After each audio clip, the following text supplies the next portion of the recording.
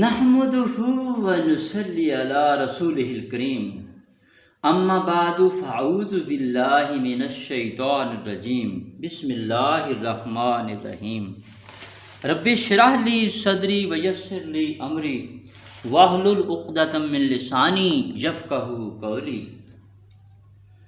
قال الله تعالى قد افلح من تزكى وذكر اسم ربه فصلى وقال الرسول یا ربی ان قوم اتخذوا هذا القرآن مہجورا وقال رسول اللہ صلی اللہ علیہ وسلم خیرکم من تعلم القرآن وعلمہ۔ السلام علیکم ورحمۃ اللہ وبرکاتہ یا مسلمین والمسلمات۔ میں آپ خواتین و حضرات سے اس وقت مخاطب ہوں جب دنیا تیزی سے تبدیل ہو رہی ہے، بین الاقوامی حالات بدل رہے ہیں۔ پہلے کرونا وائرس نے دنیا کو اپنی لپیٹ میں لیا اور اب ممالک کے درمیان کشیدگی بڑھ رہی ہے۔ ایسے لگتا ہے جیسے ہمارا خالق اللہ ہم سے ناراض ہو چکا ہے۔ انفرادی اور اجتماعی زندگی سکون و اطمینان سے خالی ہوتی جا رہی ہے، مگر ہم تو انفرادی طور پر بھی فلاح چاہتے ہیں اور اجتماعی حیثیت میں بھی اطمینان قلب کے خواہاں رہتے ہیں۔ لیکن یہ فلاح و کامیابی ہے کہاں؟ دائمی سکھ چین کیسے مل سکتا ہے اور کہاں رکھا ہے؟ یقیناً نہ تو دولت میں اطمینان قلب ہے، نہ اقتدار میں۔ اگر دولت میں اطمینان ہوتا تو کوئی دولت مند کبھی غیر مطمئن نظر نہ آتا۔ قارون جیسا صاحب ثروت بھی اپنے خزانوں کے ساتھ کبھی غرق نہ ہوتا۔ اور اگر اقتدار، تخت و تاج وجہ اطمینان ہوتا تو دنیا کے کسی مقتدر کی راتوں کی نیندیں نہ اڑتی۔ نمرود، شداد، فرعون جیسے مقتدر بادشاہ دنیا سے ذلیل و خوار ہو کر نہ جاتے۔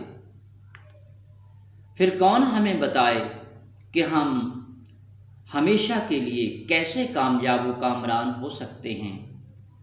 اور پھر کس کی بات پر کتنا یقین کیا جا سکتا ہے؟ کس کی بات قابل اعتبار ہو سکتی ہے اور کس کی بات پر ہم آنکھیں بند کر کے یقین کر لیں، اور کیوں کریں؟ کسی انسان کی بات تو ایسی قابل اعتماد ہو یا نہ ہو جس پر عمل کر کے ہم انفرادی اور اجتماعی حیثیت میں دائمی سکھ چین حاصل کر سکیں۔ تو پھر ایک ہی ہستی ہے جس کی نہ بات کبھی بدلی ہے، نہ بدل سکی ہے، نہ بدلے گی۔ اس کی بات میں کوئی شک نہیں کیا جا سکتا اور نہ کبھی اس کی بات میں تغیر آیا ہے، بلکہ اس کی بات اٹل ہوتی ہے اور وہ ہمیشہ ہو کر ہی رہتی ہے۔ زمانہ تو بدل سکتا ہے مگر اس کی بات میں کبھی تبدیلی نہیں آ سکتی۔ وہ کون سی ذات ہے؟ صرف اور صرف ہمارا خالق اللہ وحدہ لا شریک، خالق کائنات، اس کی ذات ہے۔ اس کا قانون کیا کہتا ہے؟ قد افلح من تزکا وذکر اسم ربہ فصلی۔ بلا شبہ فلاح پا گیا وہ شخص جس نے اپنے آپ کو پاکیزہ کیا اور اپنے رب کے نام کا ذکر کیا، نماز پڑھی۔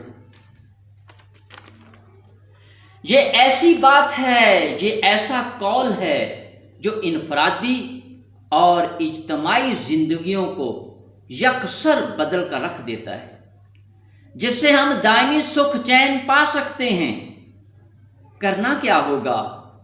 اپنے آپ کو پاکیزہ بنانا ہے، اپنے آپ کو پاکیزہ بنا لیں گے تو انفرادی زندگی میں سکھ چین داخل ہو جائے گا، اور اگر اپنے اہل و عیال کو بھی پاکیزہ کر لیں گے تو گھر جنت نظیر بن جائے گا۔ اور پھر اگر پاکیزہ اور صاف ستھرے لوگوں کی جماعت تشکیل دے لیں گے تو اجتماعیت سنورنے لگ جائے گی، اور پھر اگر دنیا پاکیزہ بنا لیں گے تو اللہ کی رحمتیں آسمان سے بھی نازل ہوں گی اور زمین کے خزانے بھی انسانوں کے لیے کھول دیے جائیں گے۔ اس عمل کا آغاز ہمیشہ اپنی ذات سے ہی کیا جاتا ہے۔ کائنات میں ہمیشگی کا سکھ چین لانے کے لیے ایک سلیبس سے گزرنا ہوگا۔ وہ سلیبس کیا ہے؟ وہ قرآن ہے۔ بس قرآن کو سمجھ کر اپنے سینوں کی بہار بنانا ہے۔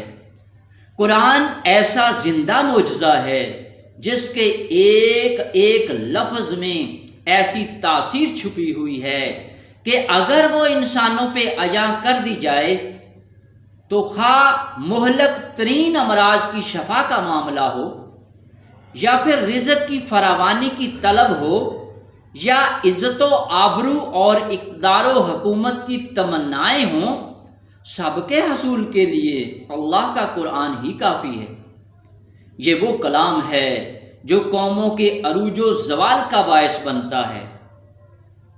اللہ کے نبی صلی اللہ علیہ وسلم نے فرمایا، ان اللہ یرفع بہذا الکتاب اقواما ویضع بہ آخرین۔ بلا شبہ اللہ اس کتاب کے ذریعے سے بعض قوموں کو رفعت و بلندی عطا فرما دیتا ہے، اور اسی کتاب کو چھوڑنے کی وجہ سے بعض قوموں کو زوال پذیر کر دیتا ہے۔ ہمارے زوال کی وجہ صرف قرآن کا ترک کر دینا ہے۔ گنوا دی تم نے اسلاف سے جو میراث پائی تھی، آسمان ثریا سے زمین پہ تم کو دے مارا۔ اور پھر اللہ کے حضور انبیاء کی یہی شکایت رہے گی، یا ربی انا قوم اتخذوا ھذا القرآن مہجورا۔ اے میرے رب، بے شک میری قوم نے اس قرآن کو پس پشت ڈال رکھا تھا۔ بلا شبہ قرآن کو پس پشت ڈالنے کی وجہ سے ہی تو ہم مسائل و مصائب سے دوچار رہتے ہیں۔ آئیں پھر سے قرآن سے اپنا ربط مضبوط کر لیں اور قرآن کو سمجھ کر اپنے سینوں میں سما لیں، اور یقیناً قرآن کے ایک ایک لفظ پہ غور و خوض کرنے سے حجابات اٹھتے ہی چلے جاتے ہیں، اور پھر جیسے جیسے قرآن میں دلچسپی بڑھتی چلی جاتی ہے اللہ کی رحمتیں عیاں ہوتی ہی رہتی ہیں۔ اور ہم میں سے اکثر اصحاب اس مجبوری کی وجہ سے قرآن کی طرف مائل نہیں ہوتے کہ اس کی زبان مشکل ہے۔ اسی مشکل کو حل کرنے کے لیے آپ کی خدمت میں یہ پروگرام لے کر حاضر ہوا ہوں۔ سب سے پہلے تو میں دعا گو ہوں کہ اللہم ارفع عنا البلاء والوباء، اے میرے پیارے اللہ ہم سے مصیبت اور وبائی بیماریوں کو ہٹا دے۔ اب قرآن کی اس کلاس کا باقاعدگی سے ہم آغاز کرنے جا رہے ہیں۔ یہ پروگرام ہر خاص و عام کے لیے ہے، طلباء، ڈاکٹرز، وکلاء، اساتذہ اکرام، سرکاری و غیر سرکاری ملازمین، کاروباری حضرات اور تمام مکتبہ ہائے فکر سے تعلق رکھنے والے ہر عمر کی خواتین و حضرات کے لیے یہ پروگرام عربی سیکھیں اور قرآن سمجھیں۔ آج کا پروگرام تعارفی پروگرام ہے اور جدید ترین تحقیقات کے مطابق یہ پروگرام آپ کی خدمت میں پیش کیا جا رہا ہے۔ جدید ترین تحقیقات کیا ہیں جو وہ بھی میں آپ کے سامنے پیش کروں گا اسی لیکچر میں، وہ یہ ہیں قرآن کے 94% الفاظ اردو میں عام رائج ہیں۔ تو پھر آئیے ڈائریکٹ اردو الفاظ سے قرآن سمجھیں۔ میں یہ پروگرام ان لوگوں کے نام کرتا ہوں جو قرآن سے دلی رغبت رکھنے کے باوجود قرآنی عربی کو مشکل سمجھتے ہیں، جبکہ قرآن کے متعلق تو اللہ کا دعویٰ ہے وَلَقَدْ يَسَّرْنَا الْقُرْآنَ لِلذِّكْرِ فَهَلْ مِن مُدَّكِرٍ، تحقیق بلا شبہ ہم نے قرآن سمجھنے کے لیے آسان کر دیا ہے، تو کوئی ہے کہ سوچے سمجھے۔ بلا شبہ قرآن کا سمجھنا، قرآن کا یاد رکھنا دونوں آسان ہے۔ قرآن کا یاد رکھنا بھی آسان اور قرآنی عربی کا سمجھنا بھی آسان ہے۔ وہ اس لیے کہ دنیا میں کوئی بھی کتاب ایسی نہیں جو قرآن کی طرح آسانی سے حفظ کی جاتی ہو، اور دنیا کی کوئی بھی زبان ایسی نہیں جو قرآنی عربی جیسی فصیح و بلیغ بھی ہو اور پھر جسے آسانی سے سیکھا اور سکھایا بھی جا سکتا ہو۔ اور یقیناً اس پروگرام میں آپ کو یہ محسوس ہوگا کہ قرآنی عربی بہت ہی آسان ہے، بالخصوص اردو اور فارسی سمجھنے والوں کے لیے تو قرآنی عربی سیکھنا اور سکھانا بہت ہی آسان ہے۔ وہ اس لیے کہ عربی کے بے شمار الفاظ گروہ در گروہ اردو اور فارسی میں بکثرت پائے گئے ہیں۔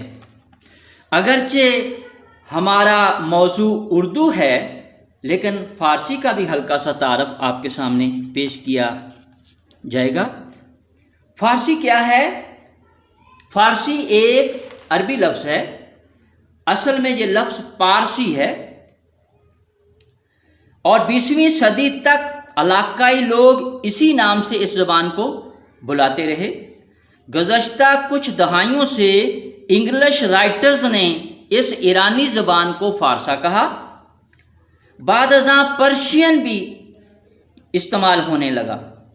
فارسی ایرانی زبانوں کے مغربی گروہ سے تعلق رکھتی ہے، جو ہند یورپی زبانوں کی ایک شاخ ہے، اور جس میں جملے کی ساخت فاعل، فعل اور مفعول، یعنی پہلے فاعل آتا ہے پھر فعل اور مفعول۔ یہ فاعل، فعل اور مفعول کیا ہیں یہ آگے جا کے اس کی وضاحت کریں گے۔ فارسی اردو کے وجود میں آنے سے 1 صدی قبل مسلمان ہو کر عربی کے ہاتھ پر بائعت کر چکی تھی، یعنی اردو کے وجود میں آنے سے 1 صدی قبل فارسی کے لوگ، ایرانی لوگ مسلمان ہو چکے تھے، اور فارسی جاننے والے مسلمان ہو کر اسلام قبول کر چکے تھے اور قرآن کو سمجھ رہے تھے، تو جس کی وجہ سے عربی سے تعلق ہونے کی وجہ سے فارسی میں دھڑا دھڑ عربی الفاظ شامل ہونے شروع ہو گئے، اور پھر بعد ازاں جب اردو وجود میں آئی تو چونکہ جو حکمران تھے، جو حملہ آور تھے، ان کی زبان فارسی تھی، اور ان کی زبان فارسی ہونے کی وجہ سے اردو پہ بھی اس کے گہرے اثرات مرتب ہوئے، اور وہ عربی الفاظ جو فارسی میں شامل ہوئے تھے وہ فارسی کے ذریعے سے بھی اردو میں شامل ہوئے، اور ڈائریکٹ عربی کے توسط سے بھی اردو میں شامل ہوئے۔ تو اس طرح سے اردو میں دونوں طرح سے عربی الفاظ شامل ہوتے رہے، فارسی کے توسط سے بھی اور ڈائریکٹ عربی سے بھی۔ اب آتے ہیں اردو کا ہلکا سا تعارف۔ اردو کیا ہے؟ اردو ترکی زبان کا لفظ ہے جس کے معنی لشکر کے ہیں، اس لیے اسے لشکری زبان بھی کہا جاتا ہے۔ اردو زبان مسلمان حملہ آوروں کے فوجی کیمپوں اور مسلم حکمرانوں کی سرپرستی میں مقامی لوگوں سے گفت و شنید کی غرض سے پیدا اور ارتقاء پذیر ہوئی۔ محمود غزنوی کی فتح ہند کے بعد ہندی کی بغل سے ترکی، فارسی، عربی، مغربی ایشیا کی زبانیں، ان سے مرکب ایک مخلوط النسل زبان اردو نے جنم لیا۔ اردو کا انداز تحریر فارسی ہے اور یہ بولنے میں ہندی زبان سے مشابہ ہے۔ اردو زبان کی فارسی سے قربت کا اندازہ آپ اس بات سے بھی لگا سکتے ہیں کہ پاکستان کا قومی ترانہ فارسی میں ہے، اور اردو کی شاعری میں تو بے شمار الفاظ ایسے ہیں جنہیں فارسی بولنے والے بغیر کسی ترجمے کے مکمل مفہوم کے ساتھ سمجھ سکتے ہیں۔ علامہ اقبال کا زیادہ تر کلام آپ کو فارسی ہی میں نظر آئے گا۔ اب آتے ہیں اردو اور عربی میں اس ربط پہ بھی تھوڑی سی بات ہو جائے۔ اردو اور عربی کا تقابلی جائزہ لیں۔ بظاہر تو اردو اور عربی الگ الگ دو زبانیں ہیں، لیکن جب ہم اردو زبان پر گہری نظر ڈالتے ہیں تو ہمیں عربی زبان اردو کے خون میں گردش کرتی ہوئی نظر آتی ہے۔ اور جس طرح انسان اپنے خون کی گردش کو محسوس نہیں کر سکتا، اسی طرح سے ایک عام اردو والا اپنی زبان میں شامل عربی کے الفاظ کو آسانی سے نہیں پکڑ سکتا۔ تاہم اردو تحریر و تقریر میں عربی اصطلاحات اور تعبیرات اور معروف تراکیب کو عربی سے تعلق رکھنے والا اردو کا طالب علم بڑی آسانی سے پہچان لیتا ہے۔ مثال کے طور پر بے شمار قرآنی الفاظ اردو میں آپ کو نظر آئیں گے۔ اردو میں عربی الفاظ کی اشکال آپ کو کچھ اس طرح سے نظر آئے گی۔ اردو عربی بنیاد میں بھی آپ کو یکسانیت نظر آئے گی، اور پھر ہو بہو عربی الفاظ بھی آپ کو اردو میں ملیں گے۔ تلفظ کی تبدیلی کے ساتھ بھی کچھ عربی الفاظ آپ کو ملیں گے، معانی کی تبدیلی کے ساتھ بھی عربی الفاظ نظر آئیں گے، اور عربی اصطلاحات و تعبیرات اور تراکیب یعنی عربی محاورات یہ بھی آپ کو نظر آئیں گے، اور کثیر المعانی الفاظ بھی آپ کو اردو میں نظر آئیں گے۔ اب ان سب پہ ٹرن بائی ٹرن بات کرتے ہیں۔ سب سے پہلے اردو عربی بنیاد میں یکسانیت کہاں تک پائی جاتی ہے، اس پہ بات کرتے ہیں۔ اردو عربی بنیاد میں 100% یکسانیت پائی جاتی ہے۔ اردو عربی بنیاد کیا ہے؟ ہر زبان کو سمجھنے، سیکھنے اور بولنے کے لیے کچھ حروف درکار ہوتے ہیں جو مخصوص آوازوں کو ظاہر کرتے ہیں۔ جیسے انگلش میں آپ جانتے ہیں ABCDEF، یہ ایسے الفاظ ہیں جن کو الفابیٹ کہتے ہیں، انگلش الفابیٹ کہتے ہیں۔ اسی طرح سے اردو کے بھی حروف ہیں، انہیں حروف تہجی کہتے ہیں، اور عربی میں بھی کچھ حروف ہیں جنہیں حروف الہجا کہتے ہیں۔ تو اردو حروف تہجی کی تعداد 37 ہے۔ اب سب سے پہلے ہم اردو حروف تہجی پہ غور کرتے ہیں اور پھر عربی کے حروف کو اس میں سے جانتے ہیں کہ کتنا اس کے ساتھ ربط ہے۔ اردو حروف تہجی کیا ہیں؟ اردو حروف تہجی، اس میں سے سب سے پہلا حرف الف ہے، جس کی ادائیگی بھی میں ساتھ ساتھ کرتا جاؤں گا۔ اس کو اردو میں ادائیگی الف ہے، اور دوسرا حرف بے ہے، ادائیگی بے ہے، اور تیسرا پے ہے، اور چوتھا تے ہے، ادائیگی تے۔ اسی طرح سے ٹے، سے، جیم، چے، ہے، کھے، یہ اردو میں ادائیگی ہے۔ دال، ڈال، زال، رے، ڑے، زے، زے، سین، شین، صاد، ضاد، توئے، زوئے، عین، غین، فے، قاف، کیف، گاف، لام، میم، نون، واو، ہے، حمزہ اور یہ، چھوٹی یہ اور بڑی یہ۔ اب ذرا غور کریں کہ ان حروف تہجی میں جو سرخ رنگ والے حروف ہیں وہ اگر نکال دیے جائیں تو باقی جو ہیں وہ سب کے سب عربی حروف بچ جاتے ہیں۔ تو گویا جو عربی کی بنیاد ہے، جو بنیادی حروف ہیں، وہ سب کے سب تمام کے تمام اردو بنیاد میں 100% موجود ہیں۔ اب وہ حروف جو باہر نکالنے ہیں، کینسل کرنے ہیں، وہ کیا ہے؟ پے ہے، ٹے ہے، چے ہے، ڈال ہے، ڑے، زے، اور اسی طرح سے گا اور جے، بڑی جے۔ تو یہ کل 8 حروف بنتے ہیں جو کہ ہم اگر اردو حروف تہجی سے نکال دیں تو باقی سب کے سب عربی حروف تہجی بنتے ہیں جنہیں حروف الہجا کہا جاتا ہے۔ اب ان کی ادائیگی کا معاملہ، ادائیگی میں بھی کوئی خاص فرق نہیں ہے، کیونکہ اردو کے جو حروف ہیں ان میں بڑی جے بولی جاتی ہے جبکہ عربی میں بڑی جے نہیں ہے۔ تو بس اتنا ہی فرق اس کا سمجھ لیں کہ جہاں جہاں اردو کے حروف میں بڑی جے کے ساتھ ادائیگی ہوتی ہے وہاں وہاں عربی میں ادائیگی کرنے کے لیے بڑی جے کی بجائے الف سے ان کو ادا کیا جاتا ہے، اور باقی حروف کی ادائیگی تقریباً یکساں ہے۔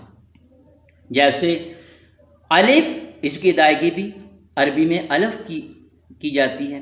بے، اس کی اردو میں ادائیگی تو بے ہے، لیکن چونکہ یہ بڑی جے کے ساتھ لکھی جاتی ہے، بولی جاتی ہے، اور یہاں بڑی جے کی جگہ الف کو ادا کیا جائے گا، تو بے کی جگہ با، تو اردو میں بے کہا جائے گا اور عربی میں با۔ اس طرح سے پے کٹ گیا، تے تا، سے سا، جیم، اردو میں بھی ادائیگی جیم اور عربی میں بھی، ہے ہا، خے خا، دال، رے، عربی میں ادائیگی را، زے زا، سین، اردو میں بھی ادائیگی بھی سین، عربی میں بھی، شین، صاد، داد، اس طرح سے توئے اردو میں ادا کی جاتی ہے اور طا، زوئے اردو میں اور زا، عین، غین، فے، قاف، کیف، لام، میم، نون، واو، ہا، حمزہ اور یا۔ یہ حروف اردو میں کس طرح سے ادا کیے جاتے ہیں اور عربی میں ان کا ڈفرینس کیا ہے وہ آپ پہ واضح ہو گیا۔ تو یاد رہے کہ عربی حروف الہجا میں یہ 8 حروف شامل نہیں ہیں اردو میں۔ کون سے؟ پے، ٹے، چے، ڈال، ڑے، زے، گاف اور بڑی جے۔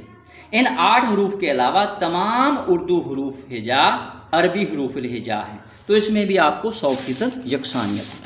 اب اگلے سٹیپ کی طرف بڑھتے ہیں کہ حروف سے الفاظ کیسے بنتے ہیں۔ حروف کو حرکات دینے سے الفاظ بن جاتے ہیں۔ حرکات کیا ہے؟ وہ مخصوص علامات جو حروف کو آپس میں ملانے کے لیے استعمال کی جاتی ہیں، انہیں حرکات کہتے ہیں۔ حرکات 3 طرح کی ہیں۔ زبر، جس کی یہ علامت ہے، یعنی اگر کسی حرف کے اوپر یہ علامت ہو تو اس علامت کو زبر کہتے ہیں۔ حرف کے اوپر اس علامت کو عربی میں فتحہ کہتے ہیں۔ جیسے با زبر با، اور ادائیگی میں اضافہ اگر کرنا مقصود ہو، کسی بھی زبر والے حرف کی ادائیگی کو لمبا کر کے ادا کرنا ہو تو کیا کرتے ہیں؟ اس کے ساتھ الف کا اضافہ کر دیتے ہیں۔ جیسے با زبر با اور با زبر الف با، تھوڑا سا لمبائی میں اضافہ ہو جاتا ہے۔ دوسری حرکت زیر ہے۔ اگر کسی حرف کے نیچے یہ علامت آپ کو نظر آئے تو اس کو زیر کہتے ہیں، جسے عربی میں کسرہ کہتے ہیں۔ جیسے بازر بی۔ اور اگر کسی زیر والے حرف کی ادائیگی میں اضافہ کرنا مقصود ہو تو اس کے ساتھ یائے ساکن کا اضافہ کر دیتے ہیں۔ جیسے با زیر یا بی، بازر بی اور با زیر یا بی۔ اس طرح سے تیسری علامت پیش ہے۔ اگر کسی حرف کے اوپر یہ علامت نظر آئے تو وہ پیش کی علامت کہلاتی ہے۔ جب کسی حرف کے اوپر یہ علامت ہو تو اسے پیش کہتے ہیں، عربی میں اسے ضمہ کہتے ہیں۔ جیسے با پیش بو۔ اور اگر کسی پیش والے حرف کی لمبائی میں اضافہ مقصود ہو، اس کو لمبا کر کے، تھوڑا سا لمبا کر کے ادا کرنا ہو تو اس کے ساتھ واو ساکن کا اضافہ کر دیا جاتا ہے۔ جیسے با پیش واو بو، با پیش واو بو. تو با زبر با زبر الف با زیر بی، با زیر یا بی، با پیش بو، با پیش واو بو. تھوڑا سا لمبائی میں اضافہ ہو جاتا ہے. عربی میں بس یہی 3 حرکات ہیں، ان کو ڈبل کر کے ادا کیا جائے تو اسے تنوین کہہ دیا جاتا ہے. یعنی ڈبل زبر، ڈبل زیر، ڈبل پیش، تنوین کہہ. کسی تنوین والے حرف کی ادائیگی نون کی آواز میں کی جاتی ہے، جیسے با ڈبل زبر ادائیگی بن کی آواز کے ساتھ، با ڈبل زیر ادائیگی بن کی آواز کے ساتھ، اور اسی طرح سے با ڈبل پیش ادائیگی بن کی آواز کے ساتھ کی جاتی ہے. یعنی کسی تنوین والے حرف کی ادائیگی جیسے نون کی آواز دے گی. بن. تو بس یہی 3 حرکات ہیں، زبر، زیر پیش، فتحہ، کسرہ یا ضمہ. اور جس پر یہ تینوں حرکات نہ ہوں، جس حرف پر کوئی علامت بھی نہ ہو، وہ ساکن حرف کہلاتا ہے. سکون کی علامت کسی حرف پہ چھوٹا سا گول دائرہ یا نصف دائرہ یا اس طرح کی علامت سے کی جاتی ہے، اور جسے عربی میں جزم کہتے ہیں. ان علامت کو اگر کسی حرف پہ یہ علامت نظر آئے، یہ آئے یا یہ تو اسے جزم کہتے ہیں، اور یہ سکون کی علامت کہلاتی ہے. انہیں حرکات کہتے ہیں. پس حروف اور حرکات کے ملنے سے الفاظ بن جاتے ہیں. الفاظ کیسے بنتے ہیں؟ حروف کے ساتھ آپ حرکات استعمال کر رہے ہیں. یعنی الف، جیسے الف، را، دال، واو الگ الگ حروف ہیں. الف پہ پیش ڈال دیں، را پہ سکون کی علامت یعنی جزم کی علامت دے دیں، پیش دال پہ پیش ڈال دیں، اور واو پہ جزم. اور ان کو اگر ملا کے پڑھیں گے تو اردو بن جائے گا، اردو. اس طرح سے عین، را، با، یا الگ الگ حروف آپ کو نظر آتے ہیں، اور ان پہ اگر حرکات دے دیں، عین پہ زبر، را پہ زبر، با پہ زیر، یا پہ جزم، تو عربی. یہ اس طرح سے الفاظ بنتے ہیں. یعنی حروف جمع حرکات یہ الفاظ بناتے ہیں. اب آتے ہیں الف اور حمزہ میں کیا فرق ہے. عربی میں اگر الف پر زبر دے دی جائے، زیر دے دی جائے، پیش دے دی جائے یا جزم دے دی جائے، ان میں سے کوئی علامت بھی اس پہ آ جائے تو وہ حمزہ بن جاتے ہیں. جیسے الف زبر، الف زیر، الف پیش، الف جزم، تو اس کو ایسے بھی لکھا جاتا ہے حمزہ، اس کو زبر والا، زیر اور پیش. یعنی الف پہ زبر، زیر، پیش، جزم میں سے کوئی بھی علامت نظر آپ کو ملے تو وہ اس کو الف نہیں کہیں گے بلکہ اس کو حمزہ کہیں گے. کچھ لوگ الف اور حمزہ کو ایک ہی حرف سمجھتے ہیں کیونکہ ان میں ڈفرنس بہت کم ہے، اور ان کے نزدیک عربی حروف کی تعداد 28 ہے. اور کچھ الف اور حمزہ کو 2 مختلف حروف سمجھتے ہیں اور ان کے نزدیک عربی حروف کی تعداد 29 ہے. اب اردو اور عربی کے حروف میں ہی یکسانیت آپ کو نہیں ملے گی، بلکہ اردو عربی الفاظ میں بھی کافی حد تک آپ کو ایک دوسرے کے ساتھ مشابہت ملے گی. اردو عربی الفاظ میں مشابہت کیسے ہے اور کس طرح سے ہم پہچانیں گے کہ اردو میں عربی کا الفاظ ہے، وہ کس کس انداز میں ہیں. آپ کو اس کی اشکال کون کون سی ہیں جو اردو میں نظر آتی ہیں. اردو میں ہو بہو عربی الفاظ بھی نظر آتے ہیں، اور اردو میں تلفظ کی تبدیلی کے ساتھ بھی عربی الفاظ موجود ہیں، اور اردو میں معانی کی تبدیلی کے ساتھ بھی عربی الفاظ ہیں، اور اردو میں عربی اصطلاحات یعنی محاورات، تعبیرات، تراکیب، یہ سب بھی آپ کو اردو میں ملیں گے. اردو میں عربی بنیاد کے ساتھ کثیر المعانی الفاظ بھی نظر آئیں گے. تو ان کا ایک ایک کر کے جائزہ لیتے ہیں. سب سے پہلے اردو میں ہو بہو عربی الفاظ. عربی کے بے شمار الفاظ بغیر کسی تبدیلی کے اردو میں رائج ہیں.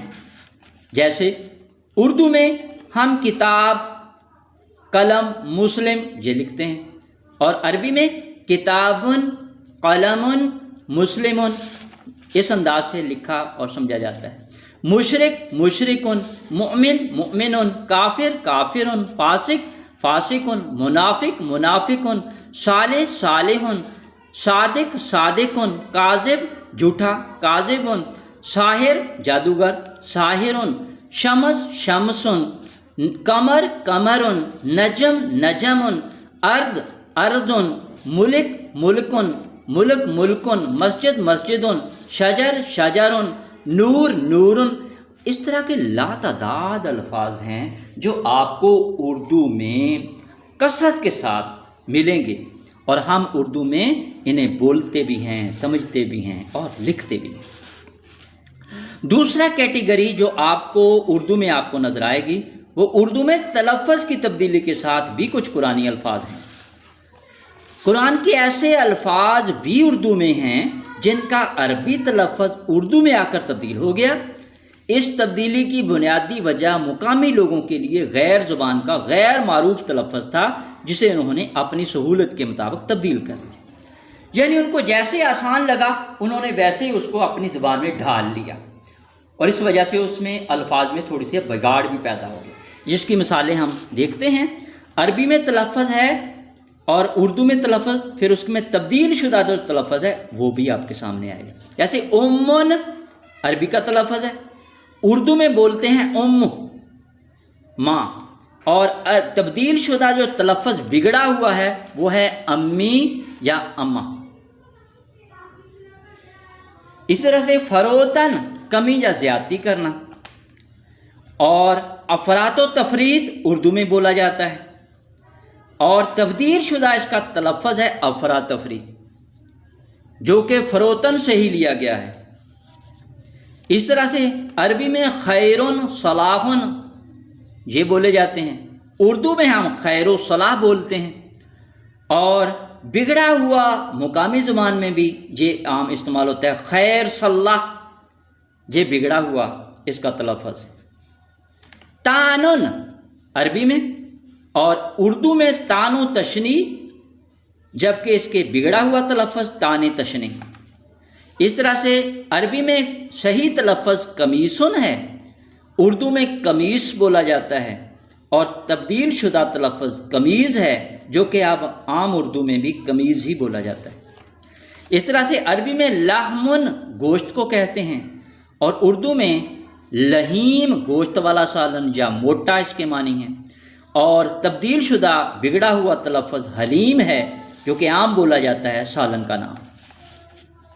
اگلی کیٹیگری جو آپ کو اردو میں نظر آئے گی وہ ہے اردو میں معانی کی تبدیلی کے ساتھ عربی الفاظ۔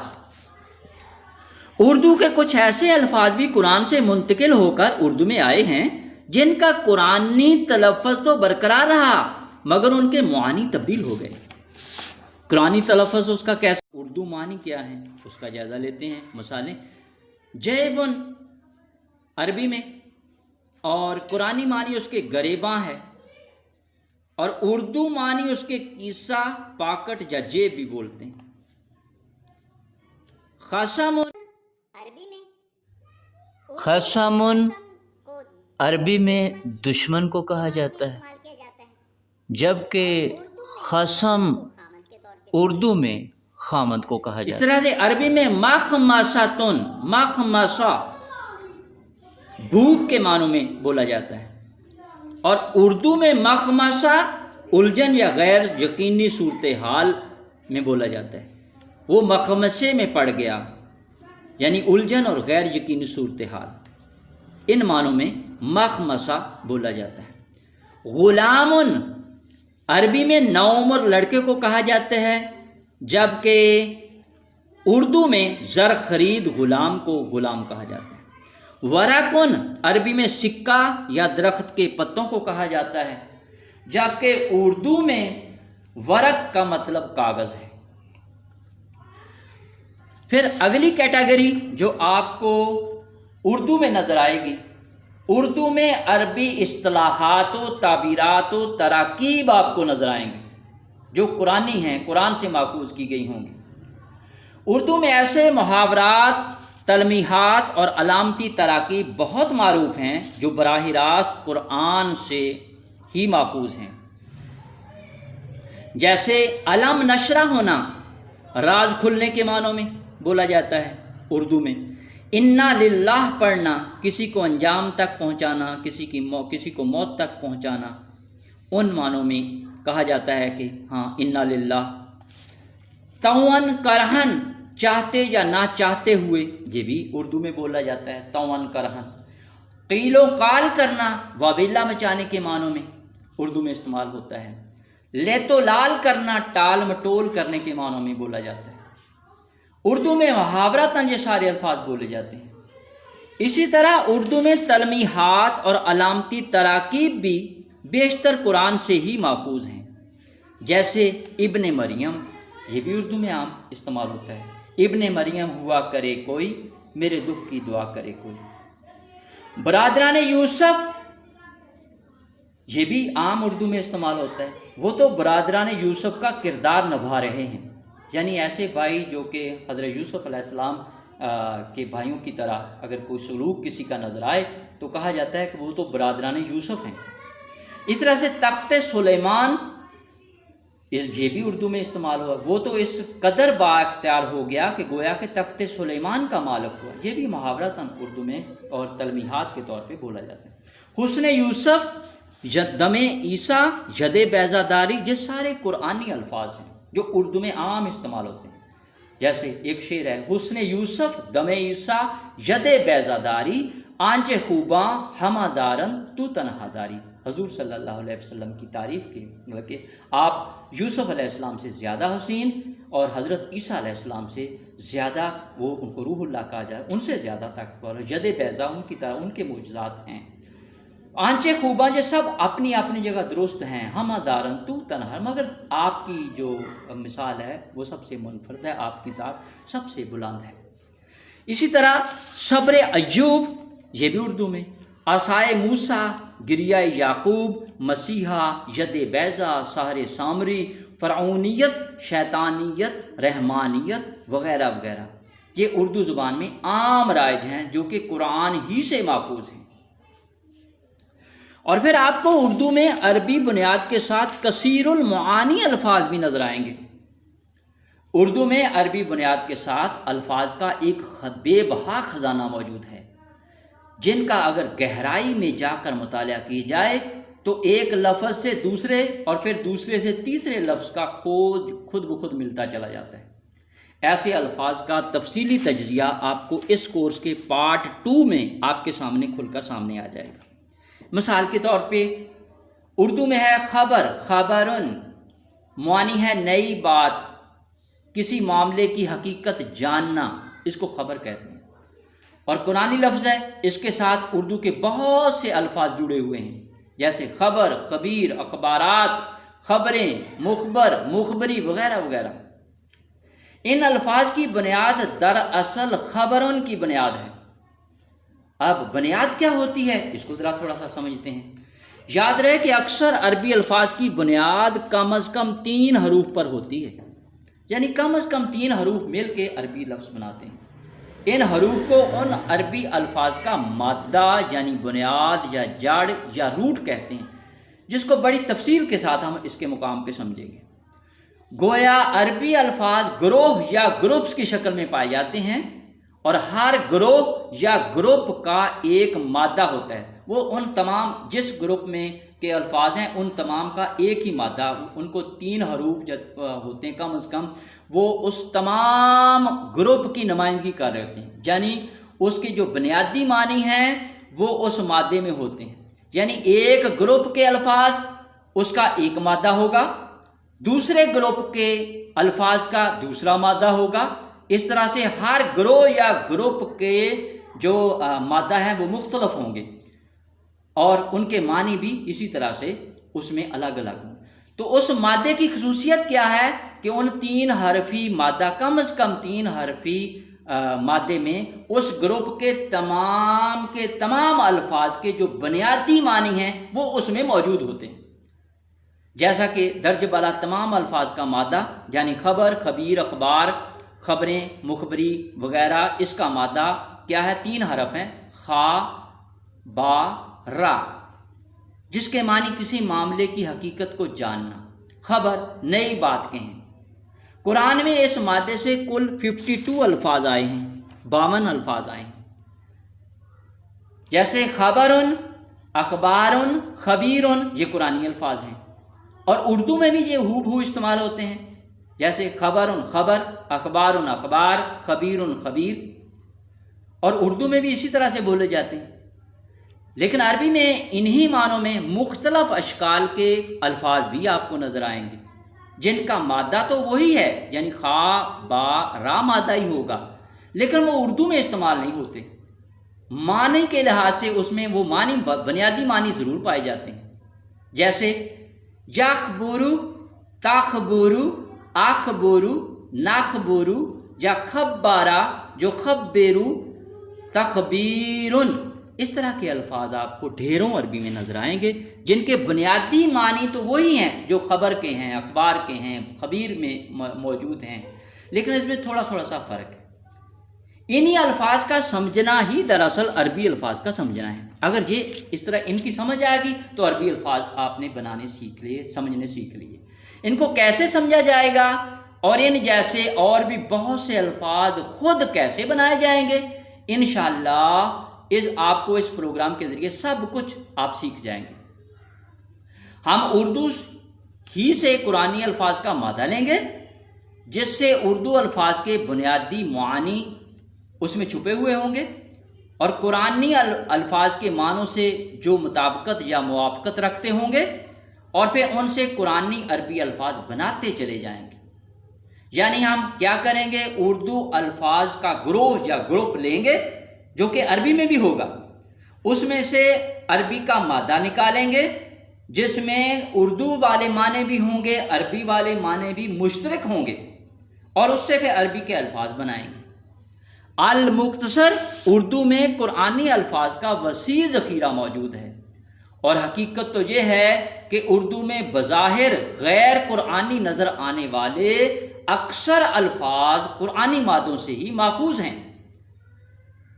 غیر قرآنی جیسے تماشا، حمام، شہر، شلوار، شملہ، مہذب، اجزا، وردی، یہ بظاہر تو غیر قرآنی الفاظ نظر آتے ہیں، لیکن اگر ان کی گہرائی میں جا کے مطالعہ کیا جائے تو ان کا مادہ، بنیاد یا روٹ بھی آپ کو قرآنی ہی نظر آئے گی، جس کا تفصیلاً مطالعہ انشاءاللہ ہم اس کے متعلقہ مقامات پر کریں گے۔ اب آگے بڑھتے ہیں جدید ترین قرآنی تحقیقات کی طرف، جو کہ ہمارا آج کا اصل موضوع ہے۔ وہ قرآنی تحقیقات کیا ہیں؟ قرآن کے 94% یعنی 94% الفاظ اردو میں بالواسطہ یا بلا واسطہ موجود ہیں، جس کی تفصیلات آپ کے سامنے پیش کی جا رہی ہیں۔ وہ قرآنی الفاظ جو اردو میں استعمال ہوتے ہیں وہ آپ کو اس سائٹ پہ نظر آئیں گے، اور وہ قرآنی الفاظ جو اردو میں استعمال نہیں ہوتے وہ اس سائٹ میں، اور ان کے ساتھ مادہ کی تعداد بھی دی گئی ہے کہ مادے کی تعداد کتنی ہے، اور اس مادے کے تحت الفاظ جو ہیں وہ کتنے بنے۔ مثال کے طور پہ الف کی تختی کے تحت ہی جو قرآنی مادہ جات ہیں وہ 57 ہیں، اور 57 مادہ جات کے تحت جو قرآنی الفاظ ہیں جن کا اردو کے ساتھ بہت ہی گہرا تعلق ہے، اردو میں بھی استعمال ہوتے ہیں، وہ ہیں 7033 الفاظ۔ جبکہ دوسری طرف دیکھا جائے تو الف کی تختی کے تحت ہی جو قرآنی مادہ جات ہیں ان کی تعداد 32 ہے، جن کے تحت الفاظ 420 بنتے ہیں، اور یہ وہ ایسے الفاظ ہیں، یہ وہ مادہ جات ہیں جو قرآن میں، جو اردو کے ساتھ جن کا کوئی تعلق نہیں۔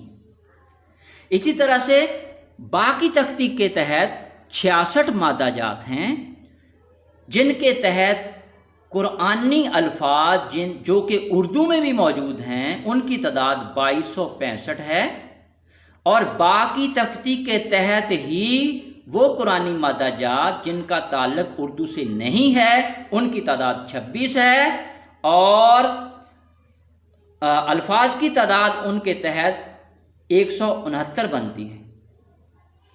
اس طرح سے تا کی تختی کو دیکھیں تو اس میں 11 مادہ آپ کو نظر آئیں گے جن کا تعلق اردو کے ساتھ ہے، اور اردو کے الفاظ اور عربی کے مشترک الفاظ 493 آپ کو نظر آئیں گے، جبکہ تا کی تختی کے تحت ہی وہ مادہ جات جو کہ خالص عربی کے ہیں جن کا اردو سے کوئی تعلق نہیں، وہ 11 ہیں، اور ان کے تحت جو الفاظ ہیں وہ 33 ہیں۔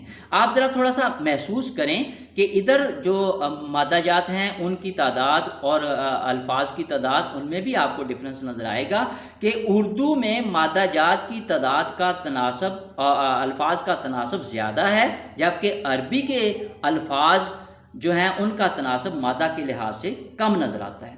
تو اس طرح سے آپ آسانی کے ساتھ یہ آپ پورا اسٹڈی کر سکتے ہیں، جائزہ لیتے ہیں۔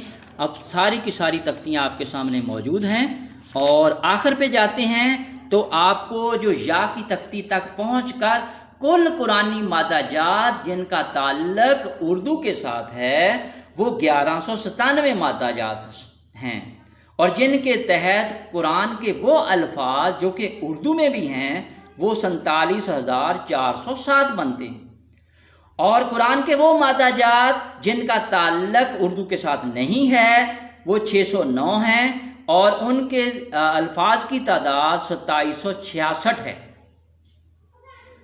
تو آپ اس سے بہت اچھی طرح سے سمجھ سکتے ہیں کہ اردو الفاظ کا جو ریشو ہے وہ قرآن میں کس قدر زیادہ ہے۔ اس طرح سے کل قرآنی مادہ جات کی تعداد 1806 ہے، جن کے تحت کل قرآنی الفاظ 50,173 الفاظ بنتے ہیں، جن میں سے حروف جار، ضمائر، اسماء اشارہ وغیرہ کے الفاظ شامل نہیں کیے گئے، تو حروف جار، ضمائر، اسماء اشارہ وغیرہ کے الفاظ نکال کر خالص کو کل قرآنی الفاظ جو بچتے ہیں وہ ہے 50,173 الفاظ۔ یہ قرآن کے کل الفاظ ہیں، حروف جار، ضمائر، اسماء اشارہ وغیرہ نکال کر۔ تو 50,173 الفاظ میں سے اردو سے مربوط یعنی قرآنی اردو الفاظ، یعنی وہ الفاظ جن کا اردو کے ساتھ بھی گہرا تعلق ہے، وہ بنتے ہیں 47,407 الفاظ۔ یعنی قرآن کے وہ الفاظ جو اردو میں ہیں، جن کا اردو کے ساتھ گہرا ربط ہے، وہ 47,407 ہیں۔ 50,173 میں سے 47,407 الفاظ کا تعلق قرآنی الفاظ کا اردو کے ساتھ ہے۔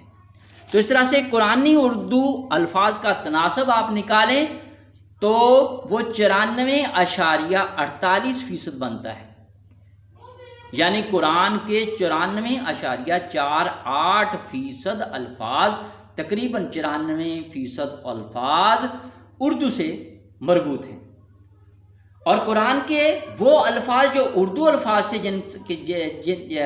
جن سے کوئی تعلق نہیں ہے وہ صرف 5.52% یا تقریباً 6% آپ کہہ سکتے ہیں۔ یعنی قرآن کے تقریباً 6% الفاظ اردو کے ساتھ تعلق نہیں رکھتے، باقی 94% قرآن جو ہے وہ اردو کے ساتھ تعلق رکھتا ہے۔